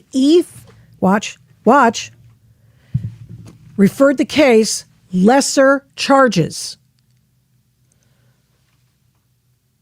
Laterals it over to Keith Ellison, who signed and e-filed a second unfounded complaint against Derek Chauvin that included the murder charge.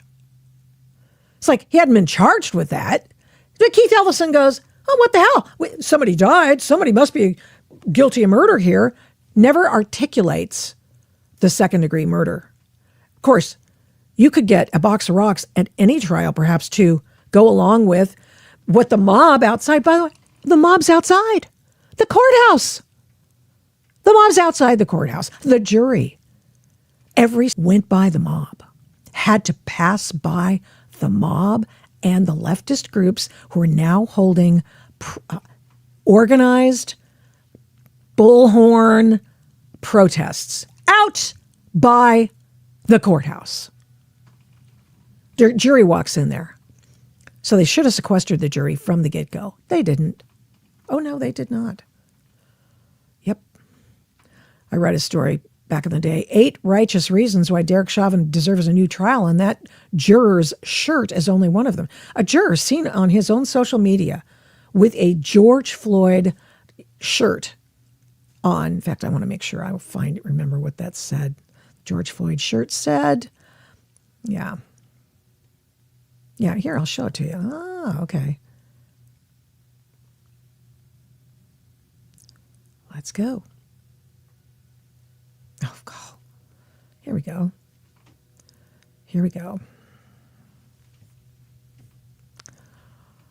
Mm-hmm.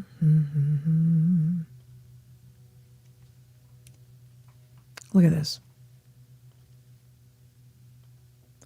A juror before the trial is wearing this shirt, which is, what is it? Black Lives Matter. Get your knee off our necks. By the way, knee never on the neck. Hands up, don't shoot. Never happened. No knee on the neck. Never happened. Was the jury showed that in that trial? No. Nope. Why? Because it wouldn't help them. That's why. No change of venue. Jury pressure and bias as they walked in. Man lied to get on the jury. Defense witness intimidation by the mob. Juror intimidation too. All of these are reasons that they should have just declared a mistrial and done it in another county a year after, at least. But they didn't. Judge Cahill didn't want to do that. Oh, we can get a fair trial here. Really? What, by the mob? People dying to get on this jury? Floyd's drug dealer allowed not to testify. Bad jury instructions. The judge allowed parade of witnesses who were allowed to wail and cry on the stand. Now, there is a law. There is a theory in law that doesn't allow you to pile on, and that's what they did. It was days of crying people. I love George. He was so fun. Floyd was my man. You know, I get it. You can do that in the sentencing where you have people. This is how his death has affected me, and you can testify then. But there is a theory of law where you can't do that. You can't just pile on, and it's prejudicial, obviously.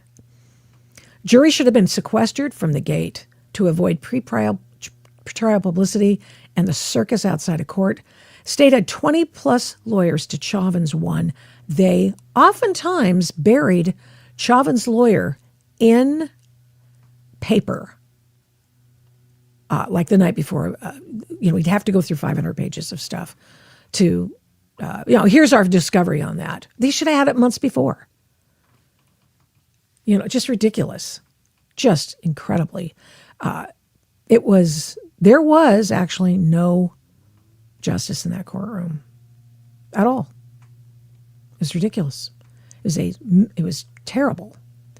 And so I tell you often that I am a civil libertarian. And when I see stuff like this, I think, what are we in?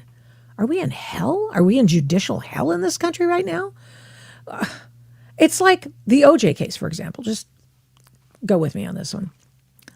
So there's bunches of evidence against OJ Simpson. I mean, a blood trail from his Bruno Mali shoe print. I mean, there's plenty of stuff. But of course, the defense attorney dream team does their thing, and they create doubt. But the thing is that the jury in that case, what they needed to convict O.J. Simpson was a video showing him do it. That was the only way they were going to convict him. I mean, anyway, the other one that was, genuinely shocking that we learned later, because they've got to go out. They got to get these people. I'm a reporter in San Diego. You heard that before. And it's the McMartin preschool molestation trial in L.A. And when was that? The late 80s or something? And he's like, you got to get these guys off. It's a child sacrifice, Satan worship, blah, blah, blah in the school. And they've abused these children. None of it was true. None of it was true. People went to prison. Lives completely upended, reputations never to be gotten back. And we didn't find out how much prosecutorial misconduct there was in that case till years later. Years later. And thank God for a Wall Street Journal reporter who put it all together and said, hey, no, hold on. And this is remember when we began to see stories about, you see memes about this now, it's kind of a joke now. At the time, where on this doll did they hurt you, little girl? That's where that came from. Unethical psychologists. I'm not saying that in and of itself is wrong or anything. Not at all. Not at all. I'm saying in that case, oh yeah. No evidence. There's no physical evidence to show that there was a dungeon in the McMartin preschool. There was no evidence to suggest that satanic worship had occurred at this place. It was just absurdity on absurdity. Children don't lie. They don't lie. No, you know what? They don't want to lie, but they do want to make you feel better by going along with whatever it is you're suggesting to them. And that's exactly what happened. And then we had just a bunch of these kinds of cases after that. And it was just a disaster.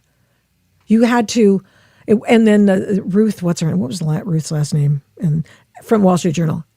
There was another case that she solved too, of people wrongly going to prison, and nobody had been molested. Nobody had been molested at the school. It was just a mess, just a freaking mess. So there you go. Yeah, did have one more thing I wanted to share with you. This is cool. So I'm looking. I get a prompt on YouTube yesterday, and it's like body cam files. Military pilot bails before jet crash in Yakima Valley. And I do follow West Coast News. And so this is the doggonest thing I've seen. It's not super sexy or anything. It's a kid. I mean, everybody's a kid to me now because I'm the adult in the room. Pilot, F-18 pilot, out of San Diego. And they're running drills in Washington State. They're doing some training. And he crash lands in the trees in Yakima. And a lot of people see the crash. And so it starts a small brush fire. And then, so you got the fire coming out. You got rescue. We got all kinds of things coming out. They don't know where the pilot is. With that setup, here is some of that video. Watch this. Okay, now I'm going to make it real pretty for you. We'll go full screen. Turn it on. Let's go. Hey, sir. Hey, Good afternoon. How are you? good. Are you the only pilot? I am, sir. Okay. I'm okay. Okay. Let me see. Parachute laceration. Look at that guy. Parachute lacerations. I hadn't heard that one before. Listen to the cool on this kid. He's just, of course, in shock. He's got the adrenaline going like nuts. Watch. It looks like I went through some trees and went out. Okay. Okay. All right, Jackson, I'm glad you're safe. I'm going to let you go. All right, man. Thank you very much for the help. I'm with the sheriff. No problem. Bye-bye. 1 second. KLT. Hey.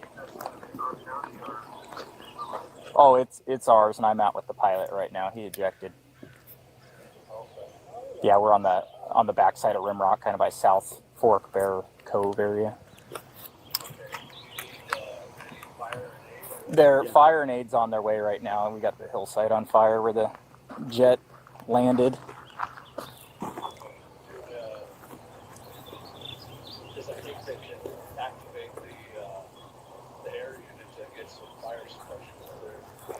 Okay. Forest Service is aware. They're on Natchez. Fire's on their way, and I know that they've been. Are you at a Whidbey Island, or where are you at? No, sir. I'm out of San Diego. We launched San out of Diego. Boeing Field today. Okay, So launch out of KBFI. Boeing. Okay. By the way, I know that the sheriff's deputy who responded to this is probably a very nice man, but I'm like, could you please get this kid in the doggone cab of your truck and turn on the air conditioning for this dude and let him settle down there? The mother in me, but I'm not wrong. Do you have cell service with I do. your normal phone? Yep. Do you mind if I make a call, sir? Yeah, absolutely. Just one pilot. Just one pilot. No Yeah. casualties. Okay. There was another plane flying around. That plane is RTB. Okay. So, yep. Perfect. So that's his recovery. Whatever. No, we're good on search and rescue. All right. Now, I just want Thank you you. to just appreciate the cool of this kid, this pilot. Got rallies taken off? Yeah, no, I'm sorry. no, you're good. I need to make that call, sir, as soon as I can. Hey, buddy. Hey, let me call you right back. I'm down with the pilot here. I don't know if you heard anything, so I'll call you in just a minute. I just need to start working stuff on my side, sir. Yep. So, all right, I'll let you go. All right, thanks. Bye. They're switching phones. I mean, not switching. He's giving his phone to the pilot because he needs the information on his phone to make the call on the other phone. So that's really basically what's happening there. I want to make sure we can. Okay, just make sure. Here we go. Thank you very much. I appreciate you. Yep. What kind of jet is that? That's an F8. Well, that was An F-18? I heard you guys. Yep, we were doing circles over the lake, doing in some low-level training, Okay. and then I tucked in, and I'm not sure exactly. Honestly, I'm a little. No, you're fine. But I tucked in. You hit the trees bad, bud. I went through the trees. Jesus. And I'm looking up, so like I'm here, I'm flying. Just some guy. stops by, wants to make sure the kid's okay, and talk about the crash. Level with the ridge line. And then Yeah. I have some adrenaline going up. No, here. No, you're good. Come sit in my truck here. Yeah, Take a seat and you hello? can make a call. We always come here and check the salamander. Go ahead and take a seat. You can make a call. You bet. Checking salamanders, we get an air show. You know, we snap. No, you're good. I mean, medical's on their way too. I'm very, very lucky to be alive. That was. That's about as close as it gets. Of course, he gets out of the truck. Yeah. He wants to sit in a hot truck, right? Start the engine and maybe turn on the air conditioning for him. Just a thought. Yeah.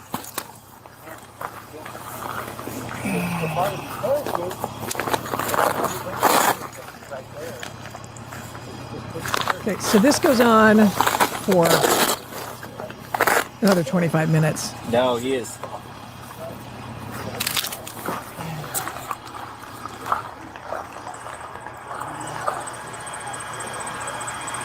And eventually he wants to go get his stuff. He's got to get his gear out because he doesn't want just anybody picking up his gear. So this pilot walks back to the wreckage with the deputy, and they pick up his stuff.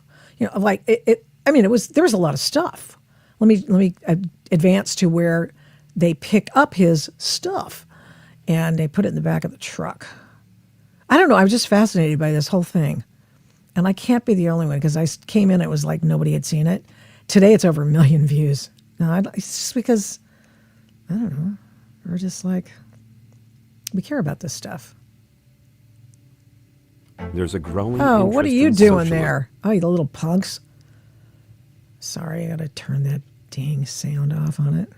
I don't know why I think it's because I ended the video and I didn't mean to. Let's go back. Let's go back to the video. There we go. Thank God. Nope, not that one. Liz, love you, mean it. Goodbye. Yeah, okay, so I'm back here. Apologies to everybody.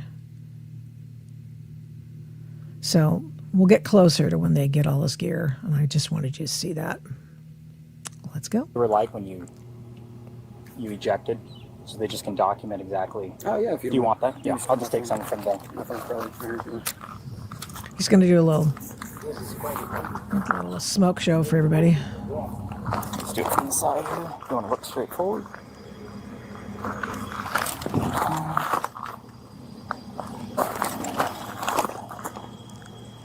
I mean, this is so surreal, right? Not this time, too. Did you guys take photos of anything? I got him parachuting. Okay, just all I ask is do not post that online. Okay. We don't. If you would send it to me, please. Yeah. I would appreciate it. Okay, I'll need your number. No, he's, by the way, he just destroyed a, $30 million airplane or something like that. I don't know what F-18s cost, but it's in the millions, obviously. He's rushing with adrenaline. It's a hella hot day.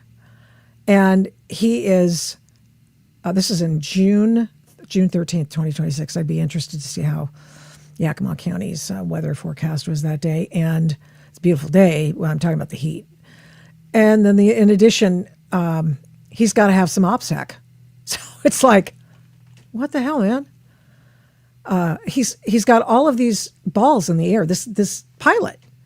And he's navigating all of these people, and he's not himself because he's just been in a doggone crash through and look at him. So he's, I don't know. We need more people like him. 703. We were watching the show, and then all of a sudden, all hell broke loose. Yeah. Didn't hear the jet hit. Wow. We were on the other side of that. Okay. We didn't hear it hit at all. Pilot, You should have made a big ass boom. Yeah, it should have. It hit in the, came out slow in the trees. Do you want me, 2 things left. Your mask is up there, I'll grab it. And your chute's right Do you there. mind if I walk with you, sir? And Yeah. I can help. here we go. So we don't have the cam on when they're walking, but we do have the info on when they bring it back. And Look at all. Well, that's his med kit, but there's other stuff. Thanks, sir. We can walk and grab that, and then we can drive up here. Hard time locating us. Comms suck out here. I'm figuring that out myself. You fly this often?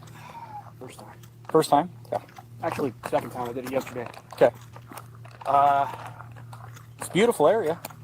Yeah, he's not thinking about the beautiful area. He's thinking, oh man, am I in trouble?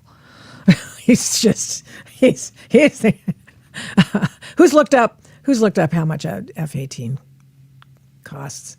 I'm going to look it up. How about that? How much does an F-18 cost to produce? Oh, whoa! I just put that in there. Watch this. Does anybody see this? That's this is AI. So, always compare with reality. Even with the larger learning machines getting lots of stuff right, don't depend on everything. But I'm not surprised to find that they think that an F-18 Super Hornet costs between $66 and $73 million. Wow.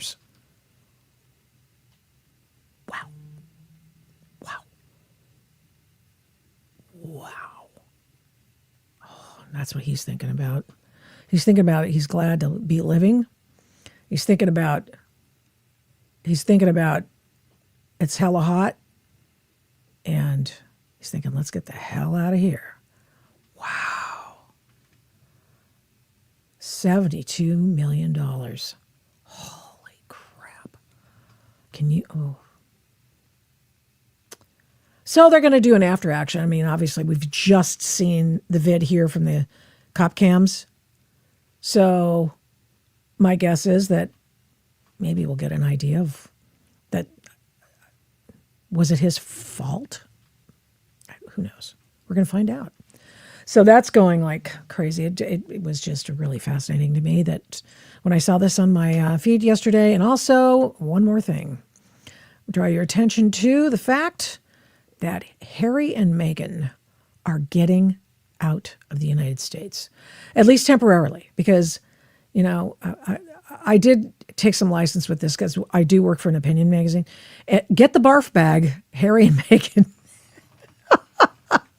are moving back to the UK, and wait, Trump's to blame.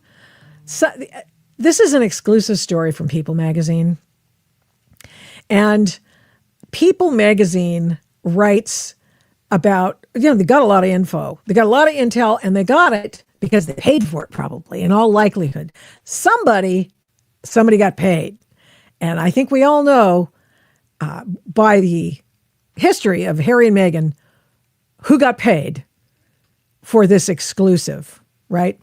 They're going to the UK, and here's Harry with his two children, Lilibet and Prince Archie. And they are, I think, in the line of succession. Harry, not so much. And what's her name? The Duke and Duchess of Sussex. That would be Harry and Meghan. Grifters all. And just people, just immature people in their 40s. And now that King Charles is suffering from cancer, the likes of which we do not know, and there's more information that things are getting a little, might want to see Dad. So Harry and Meghan did go on vacation to the UK a few weeks ago and have made the decision to come back and live in a home. This is my favorite part. Let's see there. My favorite part is the couple will remain in their home, maintain their home in Montecito, California, one of the most expensive areas of the state, and their vacation property in Portugal, while establishing a private non-royal home base in Britain. So they're apparently not hurting for money. Anyway, they're going to send them to some hoi polloi school because they're getting they're getting a school age. I mean, preschool, kindergarten, blah, blah, blah. Anyway, here's my point. Now, at some point in the story, People magazine inserts the fact that, well, they've had words with Donald Trump before. And so that's another reason that they may wish to get out of the United States of America. Now, watch this. This is their turn of phrase. While the couple appeared to have an idyllic life in Montecito, and by the way, been there? You can have an idyllic life in Montecito. They've made no secret of their disillusionment with the current White House. With their midterm elections fast approaching, concerns about the direction of the U.S. loom large for many. There's been public tension between the Sussexes, made-up name, and Trump in the past. When President Trump said in January 2026 that NATO allies stayed a little back from the front lines during the war in Afghanistan, Harry, a combat vet from the Afghanistan war, issued a blunt statement. I served there. I made a lifelong friends there, and I lost friends there. Now, nobody is denigrating that very obviously heartfelt feeling by Harry. It's the only heartfelt thing about those two, by the way. Nobody believes a word that comes out of Meghan's mouth. But if you can take any solace in this story, first of all, they're leaving. It will follow that their home in Montecito will likely be put on the market, I'm guessing, after another payday from Architectural Digest, who always seems to get the gig to get inside these famous people's homes at the moment that they want to put it on the market. So that is a prediction. The other thing is that Harry's good friend is a musician, and the musician says, who was it? I'm coming to it. Whatever. Famous singer, whose name I don't even care. Oh, looking back, Harry may have hinted at the family's plans more than a year ago. At the Well Child Awards in September 2025, singer Joss Stone, who had recently moved I didn't know she was British, recently moved her family back to Britain after spending years in Nashville, recalled that Harry was especially interested in her decision. He asked about how we were settling back and was genuinely interested in our move home. He just very warm and down to earth as always. Maybe Harry will move back too. That would be nice. They were particularly curious about what the move meant for their children. He was saying how wonderful the schools are here and how important community is for children. It was nice to share with him that it's exactly why we felt drawn to come back, for the kids to grow up surrounded by family, friends, and a strong sense of belonging, and most importantly, in a safe environment. Okay. Harry and Meghan are leaving for, it sounds like, multiple reasons. One is Dad's not well, the King's not well. Another is a payday. And a third is they think American schools suck too. That's it. That's the tweet, baby. Hang in there. I'll see you on Tuesday. Big show on Tuesday. So be here for that. Thank you so much. Please share, subscribe. Let's see. Oh, comment, please, on the podcast in all of its iterations. We, of course, parse it out to Rumble and to, of course, here on YouTube. Spotify's our home base. And Apple Podcasts, of course. So those are the main platforms for the Adult in the Room podcast with Victoria Taft. Appreciate you being here today. And you take care. See you Tuesday. Thank you so much for watching and listening to this episode of the Adult in the Room podcast. We do not take you for granted. We appreciate every single person who tunes in every week to listen and watch this program. We're here every Tuesday and Thursday, live streaming on Rumble, and then on every other podcast platform shortly thereafter, when we can port it over and get it over there as soon as we can. All the shows can be found at victoriataft.com, where the censorship regime has been banned by me. Follow me on social media at these names: Victoria Taft, the Adult in the Room podcast, and the Victoria Taft Show. Send media inquiries, or any others for that matter, to victoria@victoriataft.com. And here's a big ask. Would you please subscribe, share, like, comment, recommend, and give this program a 5-star rating where you can?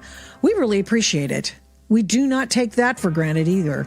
Follow my work at, you guessed it, victoriataft.com. PJ Media, I write tons over there. Flamingo Audiobooks, and of course the radio. I don't do this alone. This show is produced and engineered by Overall Media.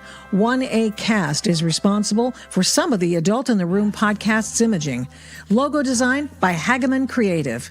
The Adult in the Room podcast is produced at Flamingo Road Studios. All rights reserved.